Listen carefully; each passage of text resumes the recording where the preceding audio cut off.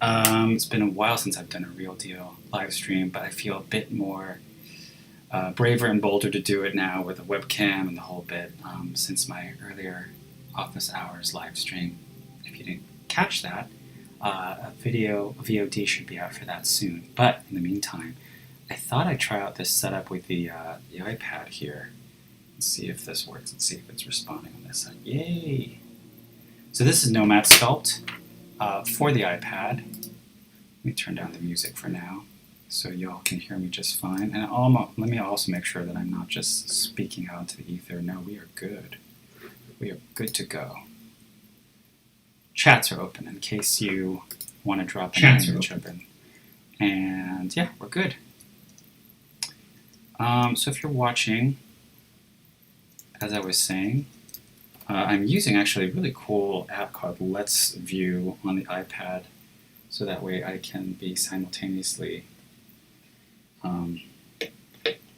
working on here and casting to OBS. Never tried this setup before, first time for everything. So let's just get right into it. I've been loving this piece of software, and it is iPad and Android native, Nomad Sculpt.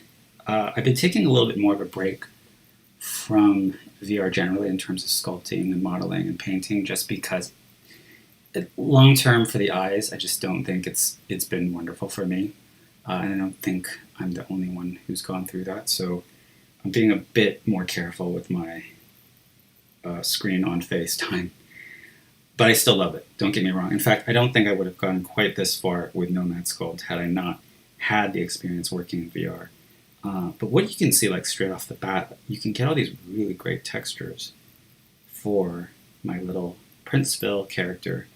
And you also notice like there's only half of a body because I plan to put him in a scene with another character who is also here. Let's make sure to save Phil. So today I want to just do something very quick with you all, but I thought I'd give you just a little behind the scenes look, just because I feel like Nomad Sculpt could use a lot of love these days. Where's Wendell? There's Wendell. Oh, that's the Procreate version. So another thing about why I decided to invest in iPad, this is a Pro by the way, is because I thought, wow, it could work like a second computer essentially, because you could not only sculpt, you could also paint as well. You could paint them up. So this model was actually painted in Procreate. And for the most part, I'm really pleased with this character. Let me see if I have another one here to show you. Yes. Poilot.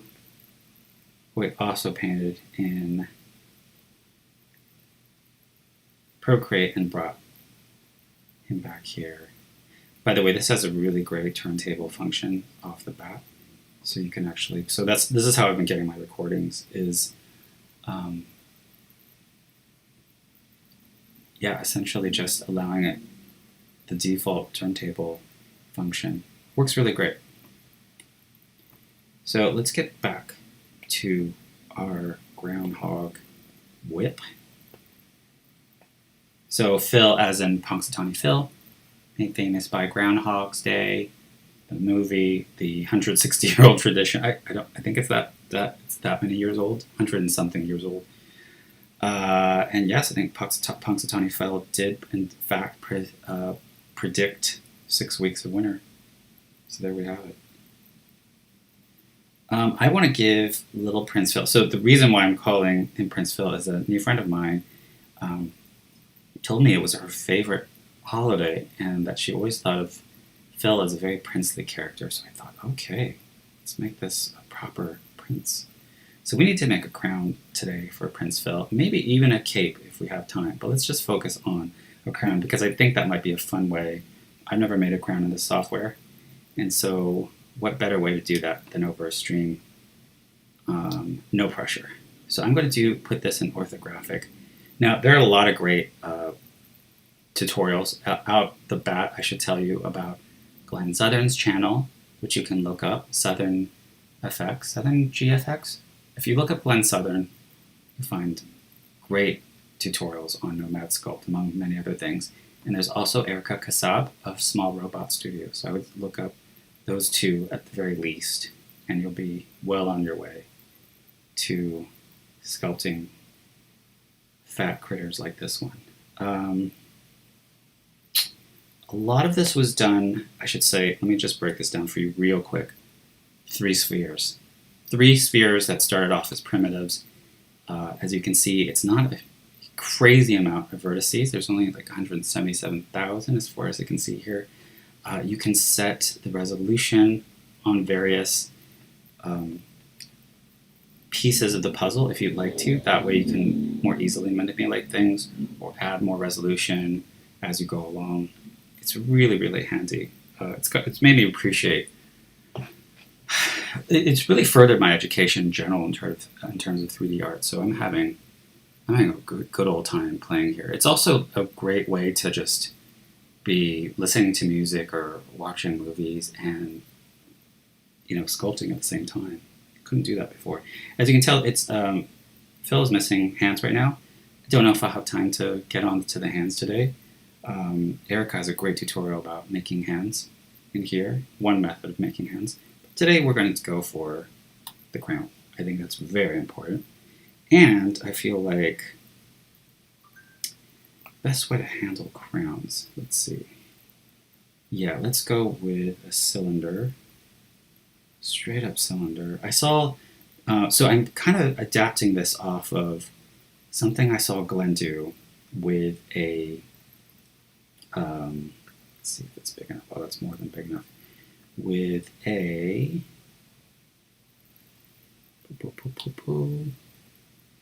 oh, we can make sure there's a hole in there too. That's great, perfect. We can even play with a radius that's up here. See, I can play with the radius. I can play with the radius inside, the overall radius here, which is great. I don't want it to be too big of a crown. We don't want him to get too big for his britches, right? Yeah. And then we validate that. So that's good. So it's good enough now to start editing on. So here's a really cool thing that I saw Glenn do. He was playing with masks in a very interesting way. So something that I've not had the pleasure of doing in other VR software is masking. In this case, let's mask. Yeah, let's mask the middle portion. So select mask. There we go. I'll use that. Let's use the rectangle. We're in an orthographic view because I really wanted to get like a precise slices of things. You'll see what I mean. Here and then here. Oh, you know what? Let's up the, so I can undo very easily in the bottom left here. Let's up the resolution a little bit so I can do that. See how many faces? There are very few faces, so I can subdivide and I can look at it in wire mode. So let's back up a little bit. You can see it was pretty low there. I could subdivide there, I could subdivide again, and then I can actually pick the resolution that I want to be on, depending on the level of detail and also how much I want to be able, how much easier it will be to manipulate all those vertices in a go. Hopefully all you can hear me okay. I'm a little bit far from the monitor and I'm not mumbling. So yeah, now I feel like I can really play with the masks because the difference being, where are we right now? Yeah, it's cool. Got that right? Yeah. Huh. Hello, where are you? Let's clear that. Oh, that's strange. You saw that black paint earlier, right? That was me actually making a mask. Huh. But now, oh, there we go. You can see this mask, which is fine. But I actually want that slice because the slice will make sure that it's going all the way through. And for some reason, it's not showing up anymore. Okay, that's a bit odd. this is unmask. Oh, interesting. I don't remember picking that. So what I'm doing here is I'm actually creating two slices, as you can see. And we can sharpen it if we want, right? I can invert it, right? So if I invert it, let's just get to the point of what I'm trying to do here. So let me see. I want to do maybe some brush effects on top of it. So there are two choices there. There's clay and there's brush. So that can help build or actually dig into the surface more. Like I can make engravings on it. So that's what I was talking about. Glenn was doing radial symmetry, but with almost, it was really beautiful, like engraved piece that he was working on. So I kind of want something along those lines. Let me see if I can get this working the way I want to. So symmetry on the Y plane, and I want to do 8. Let's see how that works. Let me see if this works the way I think it's going to work. Yeah, so far so good. I feel like it still needs more. Yeah, there we go.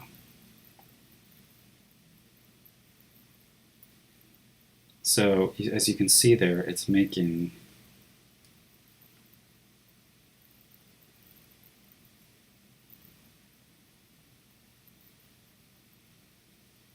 that coming through there? Yeah. Let's do it on a sub. So whenever it's kind of hard for me to show you. You can kind of see it changing, but if I take off, there's a modifier on the left side there. You can either choose to have it indent or not. So for example, I can now throw grooves in there. And let's have more fun with this. Let's make this really gold. There we go. So we can really see what the surface is starting to look like. So you can see what the mask is doing, right? It's just isolating any sort of effects I'm doing just to that one layer. What was the other thing I wanted to do here? Do you want to do clay? Yeah. And I have, if you can see here, I have like these little, I guess you call them alpha channel brushes. So you could take one, for instance, and then start making patterns with it, although it's not really showing up here as much as I'd like. This is a really odd crown I'm making, which is cool. Nothing wrong with that. I can start moving things inwardly like that, see? And you can use anything, so with the move of the brush, the clay, the drag, things on the right, I could actually change any of these to alpha channel brushes. So it affects the way, see that? It starts to affect the overall look. And then I can go back in with the smooth brush. And so it's even smoothing with, on 8, you can see that the little blue dots there. It's smoothing along all those symmetry points, essentially. Okay, I feel like I want to dig further into this, so let's do that. Let's go, let me take the inflate button. Oh, even better yet, the crease button I really like. Crease is like my favorite thing to use. But you know what, we need more detail, so let's get a little bit more detail in there.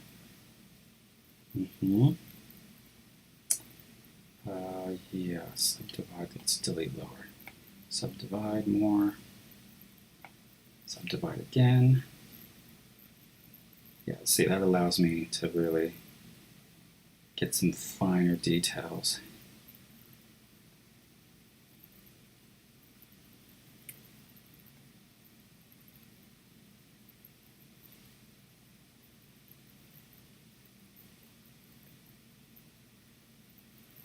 Cool.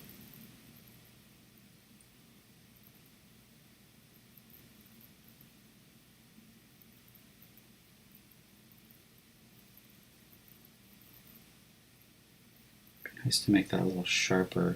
There's a flatten brush here. Let's see how that works.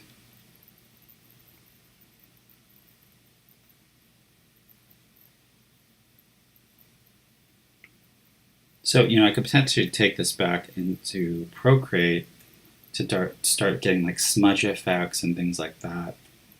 I haven't even thought about it yet, but it is totally possible. So if I go back to my mask and I choose the settings for it, I can choose to clear it, but what you can do is invert it. And if I invert it, well, look, this is what we can do now. I'm going to make sure streaming. I need the thing. Oh yeah, here. You want to get in on the stream? No. Oh, someone's very shy. Okay, so here we go. So let me see. I'm going to go push upwards like that, but that's not the right. That is not the right mask to use. So I might just go for the plane. Yeah. I'm still figuring out the alpha brushes, to be honest, but some of them are really great. That's how I got the textures on Prince Phil himself. And so there we go. That's what we want, a little bit more of that. So I could use the move, or I can use the drag.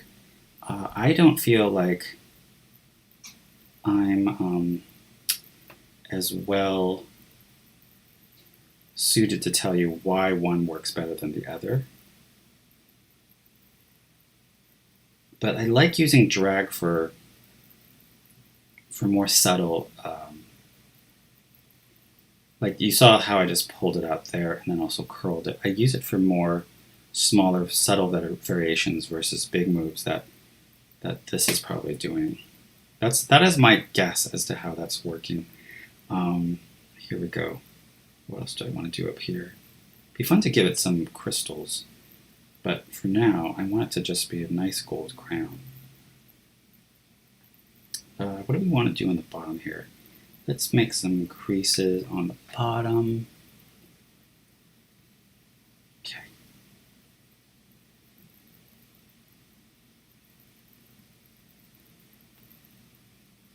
Too much.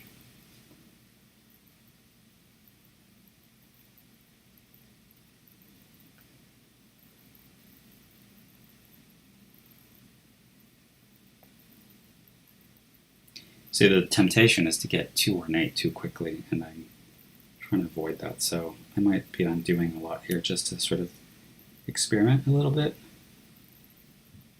But you can see how satisfying the crease function is really quickly. Haha, you about to get crowned, Phil. Okay, let's look at this actually in perspective mode. I'm really curious what this looks like on Phil. So we have a gizmo tool here, which is really helpful. Oh, forgot, I'm still in masked mode. See, so that's... I don't know if I can move things around that easily when it's in mask mode. Hold up. Gotta be careful there. Yeah, the whole thing moves. So it's really almost like it's locked down. Let me not touch that yet. So that gives you kind of an idea of the basics, right? I kind of gave you a little bit of a preview of masking, the move and drag tools, even just how to work with the basic primitive. But everything basically grows from that one primitive, including the bust of the head, the body here, and the only other thing I think I have is a sphere that is the eyebrows, not the eyebrows, sorry, the lashes. So there we go, we got the beginning of a crown. I feel like I could do more with this without going too overboard. Let's see here.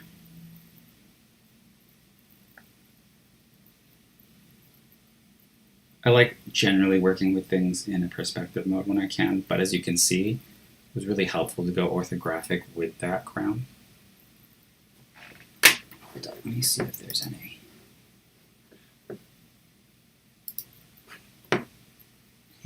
I should be aware of in terms of... No, we're good.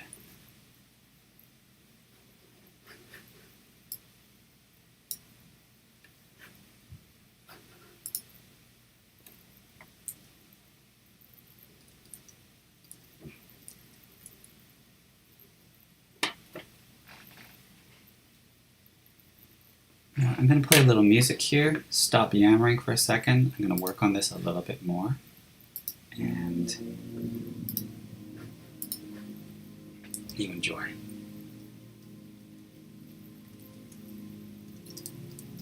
Hope this is helpful for people who are a little bit curious about mobile sculpting. I am still at the very beginning of my journey with it. I started back when I got the Pro during Christmas. That was it was a gift to myself. I splurged on myself, and so, but it's been serving me really, really well.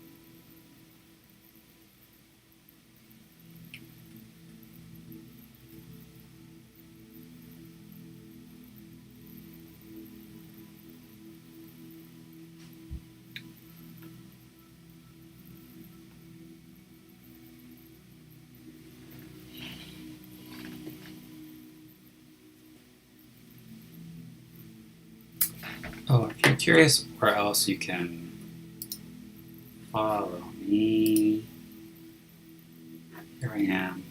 Instagram is usually where I probably do most of my posting.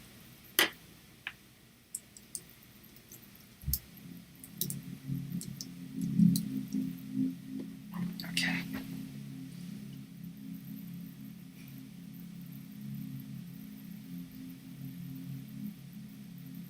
So let's say this crown is done. I feel like I'm a little lost for inspiration as to how to make it a little bit more interesting.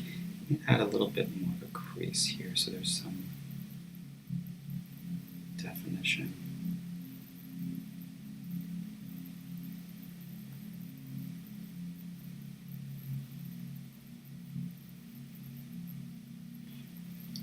Put in wire mode. Kind of gives you a better sense of how things look.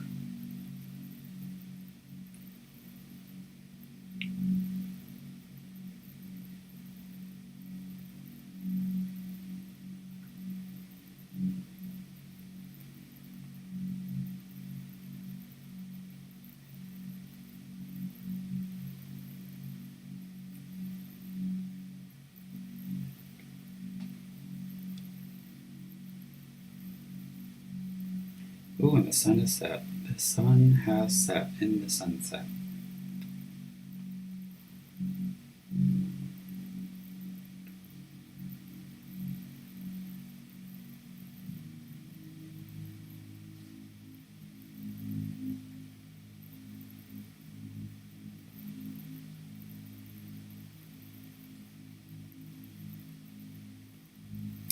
and use the inflate here. The inflate is kind of nice to get little details like that out. So say I want little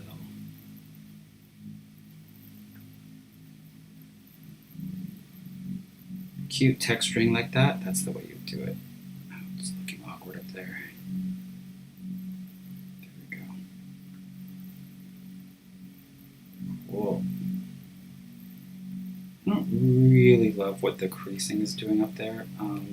Something I need to learn a little bit more about is dynamic topology. So there's a whole function in here for dynamic topology, sorry. Multi-resolution will be lost. Well, there we go. Because I think that will help me more in terms of getting the kind of detail I want without sacrificing the way that the because I don't know if you could see, like, I didn't like the way it was really creasing.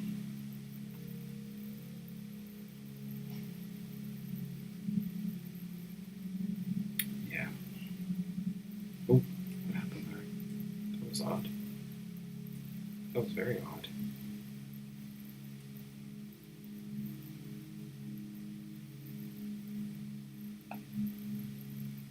Huh. I don't know what happened. Okay, we're fine. We're all good. Let's save. Always save.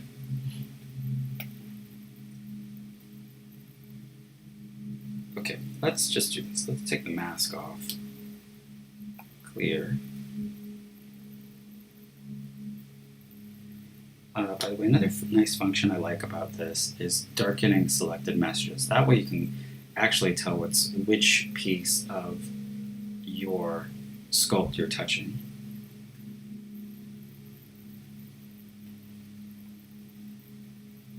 Ta-da!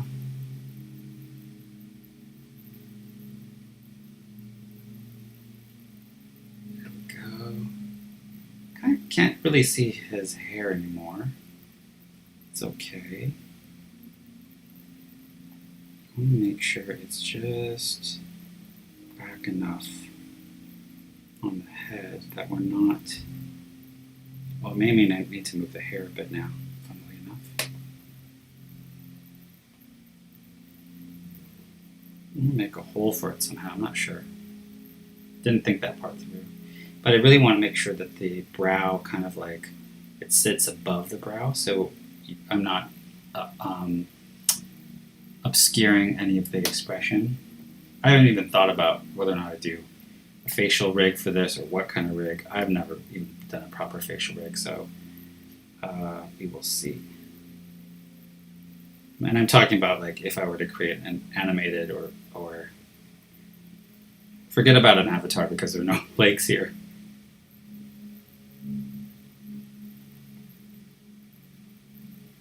So you see what I'm saying about the hair? The hair is sticking through now. But I like the positioning of the crown, I like. Yeah? What do you all think? I think actually it can even move further back.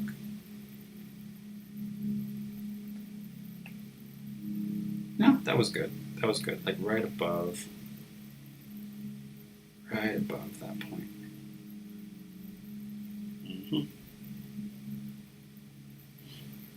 So you can see there's a ton of other, there's a bunch of other tools that I haven't even touched yet. I know, like maybe 75% of the stuff in here, and just in terms of this tool set, not the overall app itself. I wish I knew more about the app. I'm slowly but surely getting my druthers. And I realize that my camera is covering part of what you're seeing there, so let me just push that over a bit. Get back to Bingo here. Yeah, that should be a little bit better. Yeah, you can see now. And a really cool thing that comes with Nomad Sculpt is post-processing. So look at that, we're gonna get all this like awesome ambient occlusion, reflection, depth of field, bloom. So if you take the bloom off, it does make a real difference. Tone mapping, color grading, curvature, chromatic aberration. I like me a smidge of chromatic aberration. vignette, grain, sharpness, anti-aliasing. So all the curvature is actually, to me, the most interesting piece of the post-processing puzzle because it gives you a lot of bang for the buck in terms of bringing out all that detail. Now you can really see the texture, right? Before it was a little bit more hidden. And I can change the color of that. It almost works like a tune shader in a way.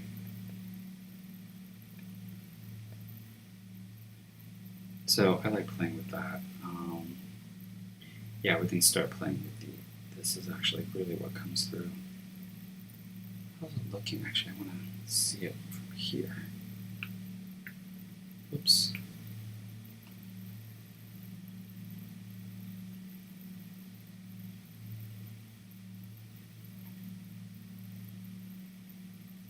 So as you can see, other than that, I really haven't bothered to paint yet because I don't know whether or not I want to do it within Nomad itself. You can paint. You can literally just paint on the surface itself like this. So you saw me earlier doing that force. There's a force paint option, which means it literally does the whole head. But I may not want to do that. So actually, let's take that back off the post-processing. So now I can, again, you can use, I think you can use, yeah, you can even use masks, alpha masks for painting. And anytime you're actually like picking a color, you can see that it's actually previewing what it would look like if you painted the whole base there. See? Pretty snazzy, huh? Oh, that is not what I wanted. I think that's actually the mask. I don't want the mask.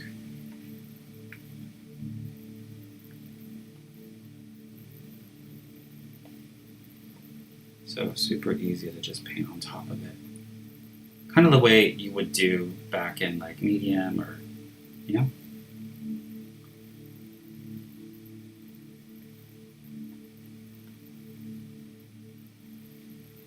But I am going to leave it blank for now. I think I might take into Procreate if I feel like it. So I don't know. I don't know if I want to do a little cape at some point, something kind of fun overall here, but like a really small cape, like a little boy cape. You know, it doesn't even fill. It doesn't even come down the whole body there, just halfway.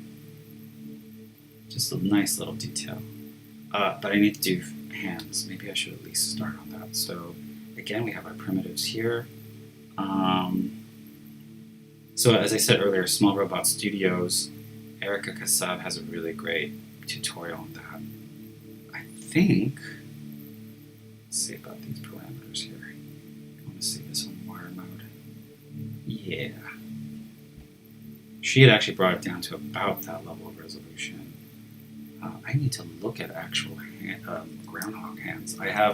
You can't see it, but I actually can see it on my end, what groundhogs, gnarly little things look like.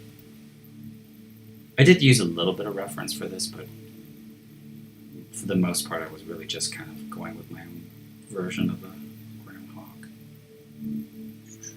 Oh, we want to mirror this. Yeah, we want to mirror that.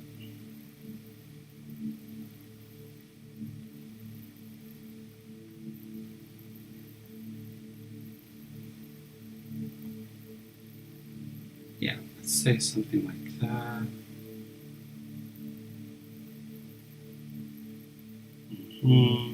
Validate it. Everyone is feeling validated. Let's play with the drag function a bit.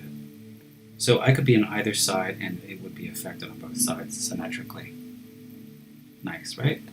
So we got that. Got that.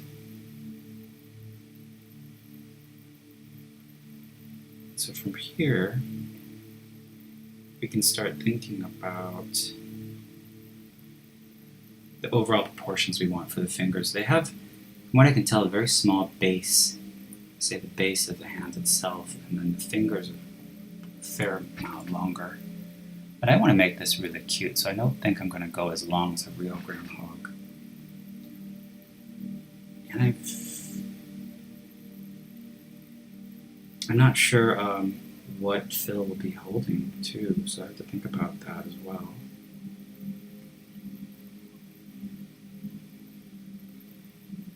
So what we can do here is now again play with the resolution, subdivide,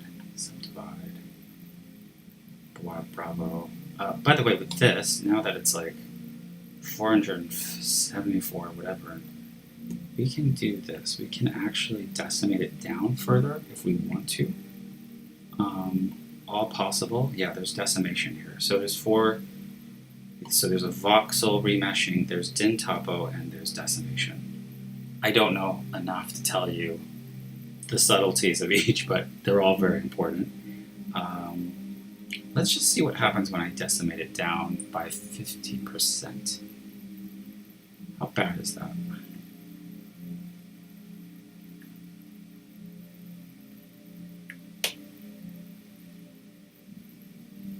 Wait, did I do anything? I did.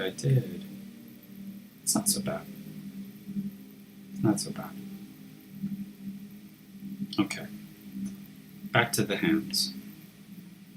And I'm just going to go a little bit further on because I feel like I'm overstaying my welcome at this point. But so we grabbed that. Something that I liked that, by the way, I should really be making sure this is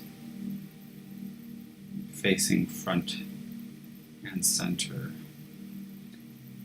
The gizmo also has, you can pick numerical values for coordinates, so that's helpful.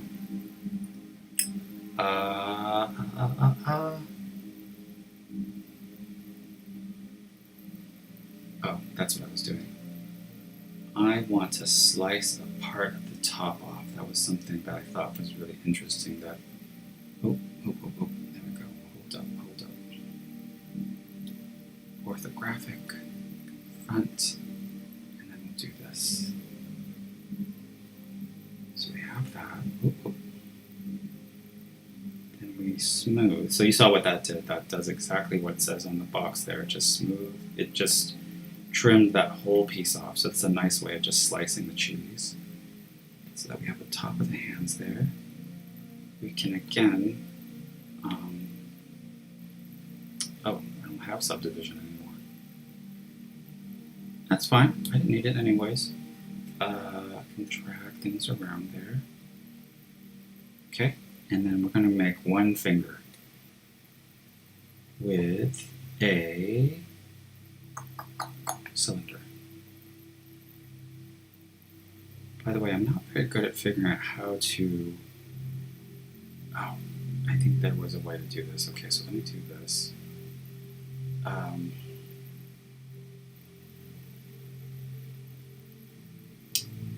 There has to be... Okay, now I'm forgetting where this is. Oh, here it is. Okay, I don't think I need that many cylinder. So this is giving me my topology. So before I validate, right, it's allowing me to make all these changes to it first. I don't need a hole. I do want to change the height. And I do want to change the radius. I can see it. There we go.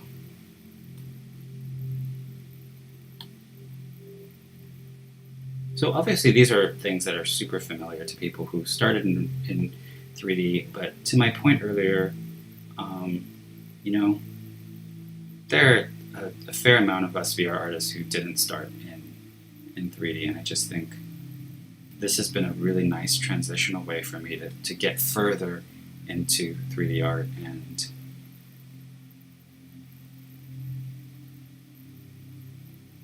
there we go. Give or take, let's say that's about right.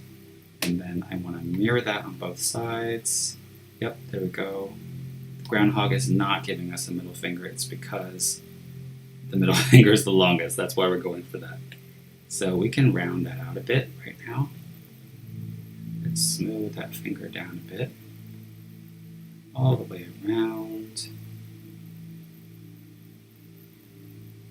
Maybe drag that further down a bit.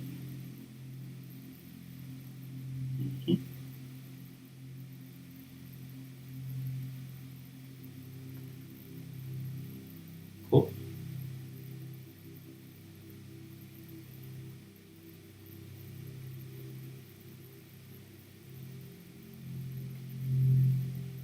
I might want to do this. Let's have fun with the mask again. Selective mask. Right here. We are going to invert that selection. This is interesting. So I should have done this earlier on the crown, but there is a way to engrave and emboss things and then extract them. So that's something I didn't. So that's something I wanted to do on the crown more. So, and I may do that still. But let's do the finger. Whoops. Let's make sure to give the finger a little bit of a groove on the back end there. So right here. Just going to give that little tiny detail.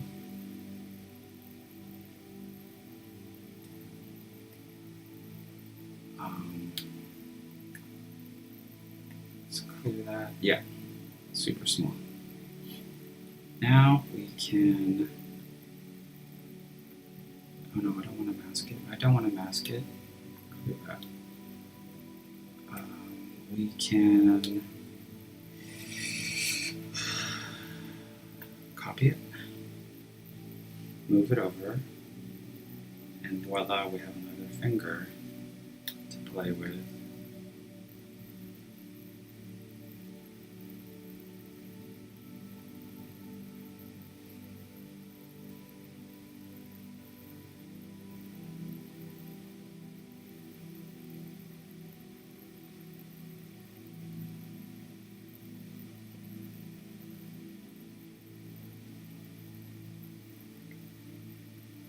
Go. I'm going to go for another one there. So at some point I need to obviously rename all these things, by the way. That's smaller. Bring the radius in a bit. Maybe pull it downwards. And there we go. And then I'm going to do one more for the thumbs.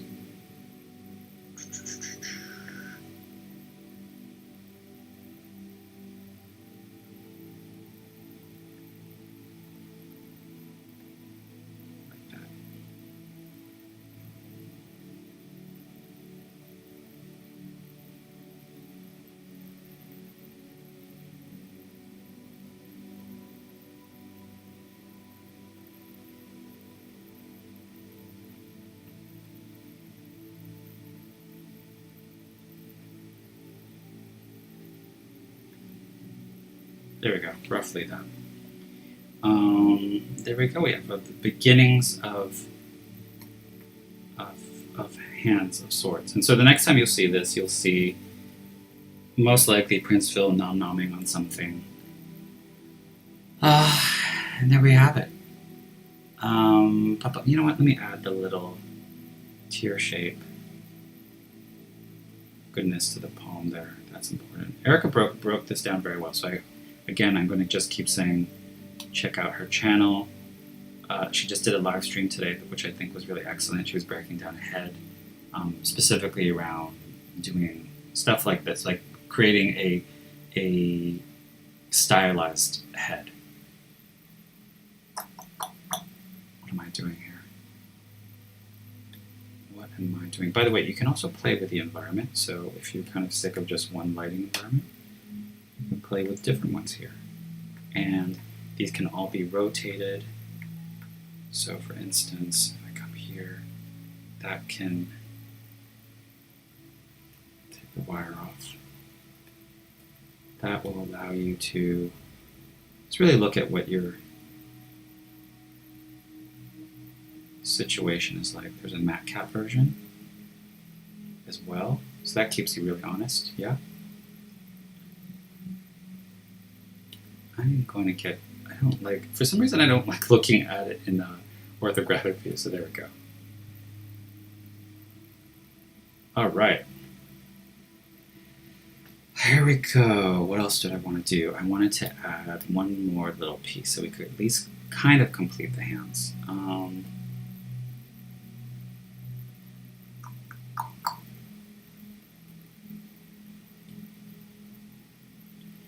It's beginning to look a lot like Groundhog, furry as can be. Alright, there we go.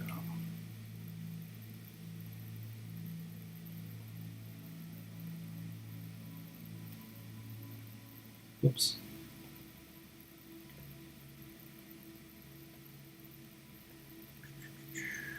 Mirror.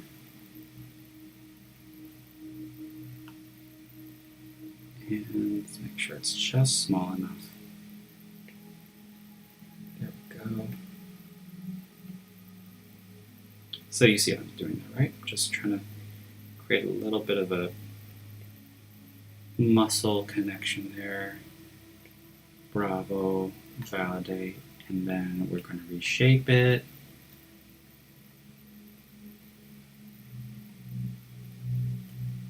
Oh, I didn't want to do that. Wire. It's fine.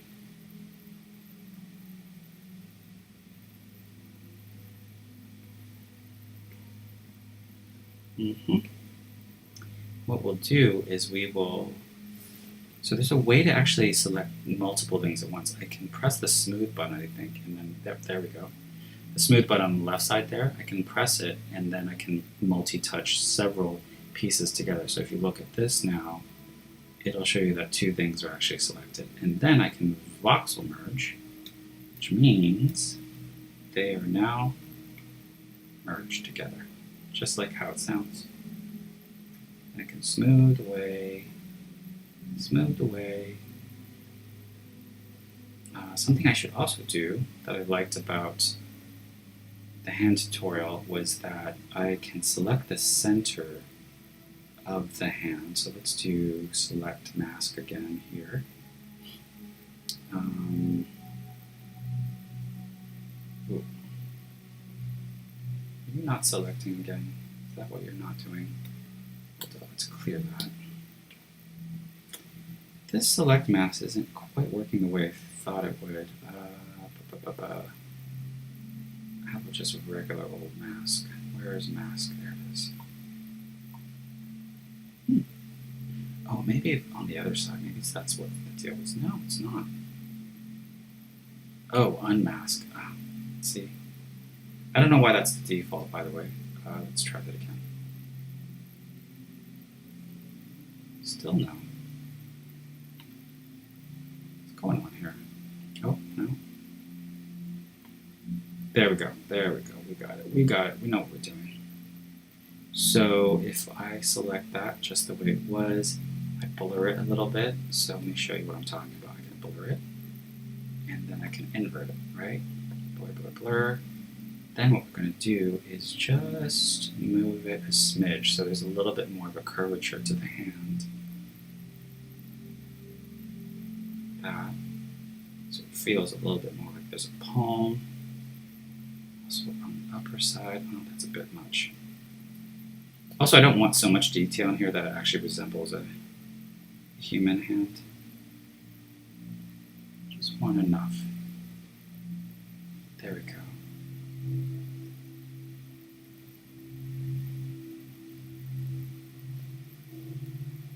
Clear. Whoops. Let's flatten this a little bit. Yeah. So you get what I'm doing here. I am just making sure that I have a good basis to start here with. Okay, here's another thing we can try. We can try selecting all these at once. Then I can actually, or can I? That's a good question. Can I reshape them where they stand? I don't know if I can. That's something that I saw in one of the tutorials. It was really nice. You could multi-touch and then manipulate them all at once. But you see that's the menu on the right actually disappears. So I don't know what I'm doing right now. Big surprise. Okay, so that means in the meantime, let me just at least manipulate them one by one then. As you can see here on the left, I'm actually pushing up the radius, so that way more of the finger goes instead of just a part of it.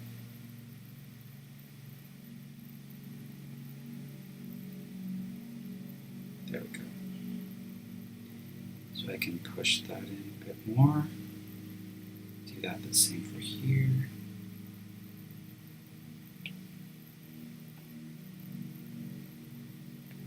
Cool. So let's see if we can bring that all in. Try the smoothing again. There we go, there we go. Okay. So I can still move my gizmo around, which is great. Pull it in. Oh, wait. It's pulling everything in. Huh.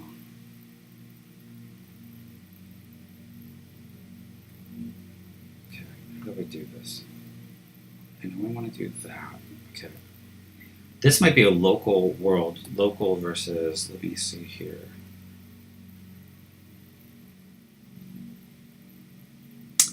I know there's a way to do this. I may not put you all through it, but I know there's a way to do this symmetrically and then bring it obviously over the wrists themselves. But I don't know how to do it at the moment. Solo. Okay, that's fine.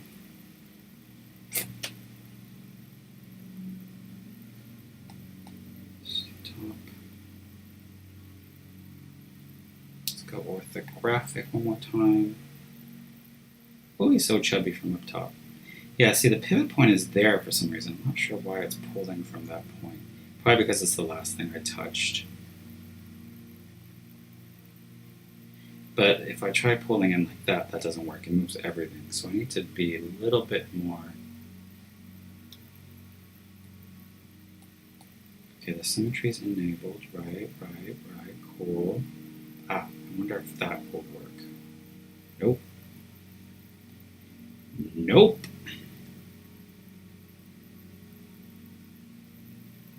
Okay. Let's leave this for today. I think we're at a good spot. I didn't even think I would get this far with you all. Got little wee fingers. At some point, I need to pose those fingers. Prince Phil will be holding something. Who knows? Some sort of snack is what I would do. And I'll just tease that Prince Paul will also be speaking to somebody in some form. I can't promise anything really, but that's really where I want to go with Prince Paul. So from punxsutawney Phil to you lovely folks at home, I hope you have enjoyed this little messy stream of mine. I'm just happy that it works with the iPad. So if you'd like to see more of this, just let me know. All right. Again, my socials are right here. I'm just gonna mimic the hands of Prince Phil and say goodbye to you all for now. I don't even know where the camera is. Take care, everyone. Night night.